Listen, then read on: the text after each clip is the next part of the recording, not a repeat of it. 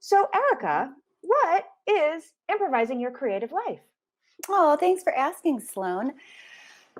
Improvising Your Creative Life is a half-day retreat with 3 different workshops, all applying improv. And so for this half-day retreat, we are focused on enhancing your creative lives through applying improv tools of listening, presence, and storytelling. Sounds fun, doesn't it? Sounds great to me. I know, I know. So, Mary, I would like to know a little bit more about what is applied improv. I know, but I think some people don't know. Yeah, it's a great question, right? Because after all, this is a virtual retreat on applied improvisation.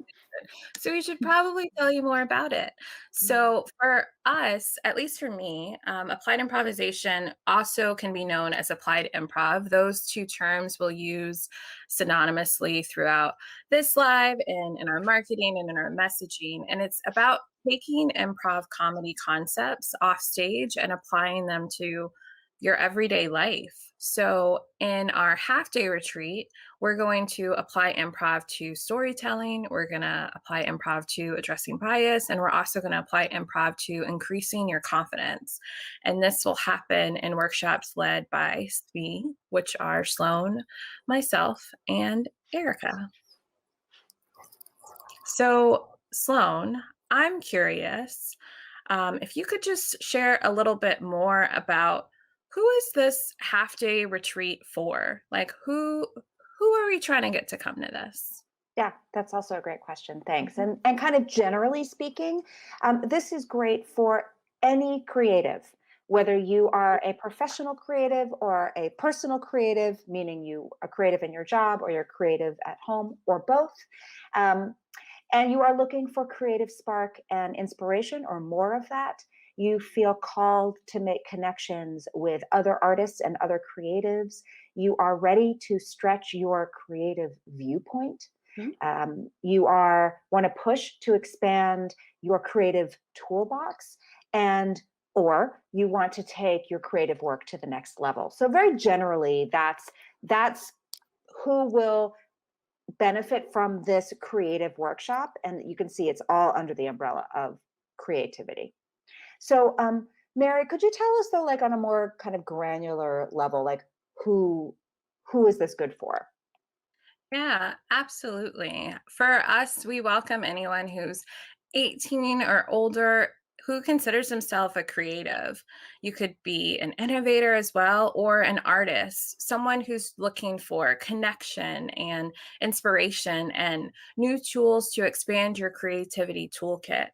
You don't have to have any improv experience whatsoever. And if you are an improv performer, you're also welcome to come as well. And it's also great for folks who are looking for professional development. I think, Sloane, you've talked a lot about in our conversations about how, we're in a pandemic and it can be hard to find opportunities to connect with other people and develop as a cohort and as a group and move through learning together. So for us, that's what we're trying to create within this retreat. So you'll have an opportunity to meet other creatives. And if you're someone that is looking for those continuing education credits, those CE credits, you could definitely use them for these. Just check with your professional licensing body directly, because we're not certifying this officially as a CE credit opportunity. So now that we've talked a little bit about who it's for and who we want to show up, Erica, can you just share a little bit more about what folks who attend will actually get out of it? Like, what are the benefits? Well, I could go on and on about the benefits because I think the benefits are endless. However, I'm going to keep it short. And so the first benefit is really just the opportunity to practice in 3 workshops that will apply improv to creative writing, bias and oppression, mindfulness, and confidence. So that's the first thing. You just get these amazing workshops. that's a benefit in and of itself. At the end of the retreat, you will get a certificate of completion, and you'll learn more about that once you sign up. And as is mentioned already, is you will have opportunities to meet other creatives and connect with them through a temporary virtual community, which is great right now. You'll continue your learning and engagement, upskill your stories or your skills in storytelling, presence, listening, mindfulness, confidence, and those are just a few. So yeah, the benefits again are always individual, but these are kind of those, main benefits that we hope that people will walk away with. Yeah, absolutely. I just want to add to that applied improvisation helps practice the skills that Erica just mentioned in a playful way, right? Because it's easy to be like, I want to be a good listener, and this is how you listen, and to involve play and opportunities to be creative, to upskill those opportunities to develop yourself professionally. I mean, I'm excited for that. And applied improvisation, because we're using play, it's going to keep our minds and our bodies moving in a positive forward direction, which we talk about all the time when it comes to improv, of always wanting to keep things moving forward. Improv has a lot of foundational tools, and two of them specifically that we're going to focus on in today's game that Sloane is going to lead is about accepting and generating. So in a moment, we're going to demo how to generate ideas quickly and how you feel when those ideas are accepted. So Sloane, I'll toss it to you. Yay. We're going to do, thank you. We are going to do a really fun game called Five Things. And I know my improv team, certainly my musical improv team, we've done this outside of the theater, doing it as a warm-up. I use this in my workshops. It's really fun. And it works on accepting and generating exactly what we were talking about, these skills. So very simply, we are going to go around, we're going to call each other by name. And we're going to ask the other person to name 5 things. And we're going to give them a specific thing, like 5 kinds of lamps, 5 kinds of forks, 5, it can be 5 of anything, really. And they don't have to be real things or logical things or funny things. They're just going to be 5 things, 5 types of computers, anything you like, 5 different wires. Really, really, yeah. If there is, thank you for that point. We will take a suggestion from the chat if anyone has a suggestion of 5 things they would like us to list. So part of this is we're going to say to another person, please list 5 of these things. The rest of us will count them down. 1, 2, 3, 4, 5, and we'll do a big yay at the end. And everything that is said is right and perfect. And even if it's real, it's not real, doesn't matter. We're just going to list 5 things. When that player is done, they're going to ask another player to list a new set of 5 things. Any questions? No. Okay. I will start, and I will ask Mary. Mary, would you please list 5 types of trees? Blue trees. 1. Orange trees. 2. Is it fastidious trees? It 3. is now 3. Sap producing trees. 4. Trees that are naked and dead. 5. Woohoo! Yes. Naked and dead trees. Gotta Love those trees. those. Yeah, I had a visual in my head. We got it too. Erica, can you list 5 things, 5 types of lamps? Bright lamps, 1, dim lamps, 2, exotic lamps, 3, 3, flashing lamps, 4, regular lamps. 5. Yay! 5 lamps. I feel so smart. You are so smart. Sloane, Yes. could you please list 5 types of jobs? Exhausting jobs. 1. Jobs with coal. Oh, 2. Presidential jobs. 3. Um, uh, guy in the Bible with an S. Job's jobs. 4. 4. And a job that doesn't really feel like a job because it's pleasurable. 5. 5. Yes.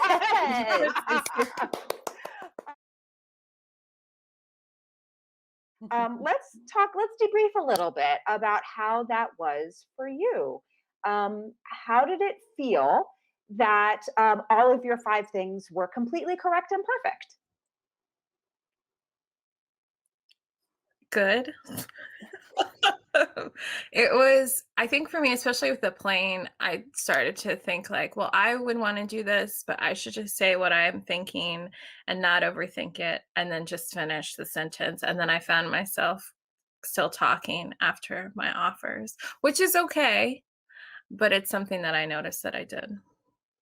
I think that's a really good point to bring up, is that overthinking piece of and it's one of the kind of rules of play of improv, is like to not overthink, but we're humans and of course we do overthink, and this makes us conscious of, oh, I'm overthinking this moment. I wanted to say this. I'm not going to say this. Now I'm going to say it. We all do it. And I think it's good to just that it gave you consciousness of that moment and allowed us to share that moment with you and accept what you said in its entirety. Yeah, absolutely. I did feel accepted, even though I was blabbering. So thank you. Yeah, I love this game because I am a big overthinker in every area of my life. So to have, and I've played this game, just, full transparency with everyone out there. I've played this game with these 2 before. And the last time we did it, I felt so accepted. Like it was just, I felt, I was blown away. I was like, oh, I feel so good. So I had faith that they were going to accept me this time. So I had no worries about what I was about to say. And I knew that whatever I said was going to be great. And for someone who does overthink a lot, the permission just to say and be in the moment and have it be okay, felt just so safe and just so affirming. And so for me, that was my experience again in this game with the both of you. So thank you for making me feel accepted this morning. Thank you for letting us accept you and accept all your lamps. Yep. Yeah. I'm curious because I think I also said acceptance to Erica, and I'm wondering what the other people did to show you that your ideas were accepted. I'm wondering if there was something specific in terms of what that support looked like that you could just share or talk about. It's not something that I've thought about before, but I also caught myself saying acceptance. So I'm just wondering if we could explore that a little bit. Yeah, I think for me, I mean, just both of you were smiling, like I was saying really great things. So your body language was there. You were with me. After each thing, I could tell that you were very attentive because you were saying one. I mean, at least it felt like you had heard what I said. So those 2 things stand out to me. And just that, I mean, if I think about body language, that not that you were leaning forward, but I could feel your presence there. There was a lot. I've said that twice now. So there's something about presence. And then just the celebration at the end. Both of those things. You celebrated me and all my silly ideas. Yeah. Yeah, that's a good question. Sloane, do you have thoughts on this? I reiterate and underscore what she said. I think it's something as simple as counting along so you know that you've been heard, the smiling faces laughing along with you, and then celebrating that and enthusiasm of everything you said was great. It also inspires us to continue to generate and expand what the options are for trees, jobs, things not to do on an airplane, so we're encouraged to move forward in that direction, which is invaluable as a creator. Mhm. Yeah, absolutely. I think for me, in hearing both of your responses, it was about being in the moment, like those end moment responses that both of you had, where I was like, this is really silly. And when I can even remember the word that I was saying, I know it's wrong in a practical sense of sulfurous, whatever type of tree. I was like, I'm thinking of the word, but I still can't say it, and I forgot what I said in that moment. However, that moment of acceptance that y'all are talking about, that reaction, that immediate reaction, Sloane, of like, well, it is now, that type of direct encouragement, I think sometimes we lack as adults, right? It's that affirmation that you need, that like the idea that you have in this moment is what is needed in this moment, and to have that verbal encouragement, I think, is huge as a creative.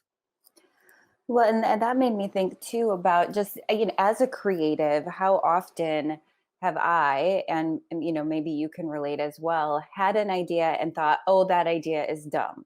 Oh, that idea is stupid. And then I don't follow through with it. Or I share that idea with someone when I shouldn't share it quite yet. And they knock it down rather than accept it in its infancy. And so then I lose heart and I let go of the idea. And so I think that's why this game is so great, is that it gives us this reminder of like, what does it feel like to accept our ideas? What does it feel like to have someone else accept our ideas? And how can that help us in our creative work? And so, yeah, that's all. That was great. That was such a cool debrief.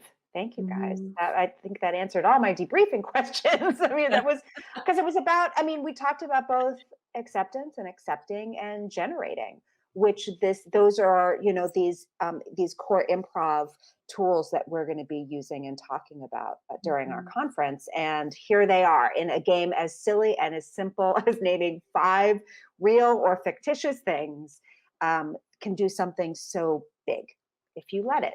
And we all let it happen and did it together.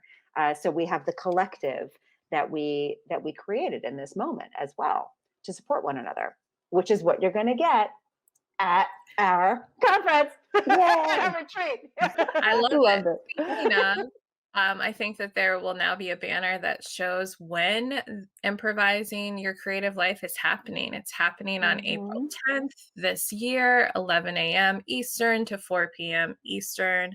And we're considering that a half day. And if you want to register, you can do that at the link provided below. And bring a friend. And if you're like, you know what, Sloane, Mary, Erica, y'all are lovely, and this isn't for me, and I want to support someone else, you can totally do that by sponsoring a ticket. You can pay it forward yourself by purchasing a ticket for someone else to attend this conference. And you can do that directly through the registration link that's being shown, and also through our PayPal that I also think is going to be shown in a moment as well. So people have stuck around. And I know I teased earlier that there's a special announcement. Would anybody like to share our special announcement or anything else that I might have missed about the conference? I think you got everything about the conference, and the banners still just tickle me to no end. I know. It's like being on TV with a banner going by. I know, right? Mary says things and all of a sudden they pop up. I love it. It's magical. Thank you for the cues. It's magical. I would be very pleased if, Mary, you would announce our special announcement. That's so special. Yay! So thank you for sticking around all the way to the end, for watching this live and for watching the replay. Our special announcement is that we're going to extend our early bird pricing for another week. That means that you have an opportunity to get an early bird ticket price for $150 until next week. March 22nd is when that deal will end. And it's at the bottom. I'm also laughing now because I'm seeing that at the bottom. It's like you speak it into existence. It's beautiful. Yeah. So please do join us on April 10th. And you can also check out future live at a date to be announced. So follow us on the socials to know when that is going to happen next. So thank you for sticking around and for spending part of your day with us. Bye. Thank you. Okay.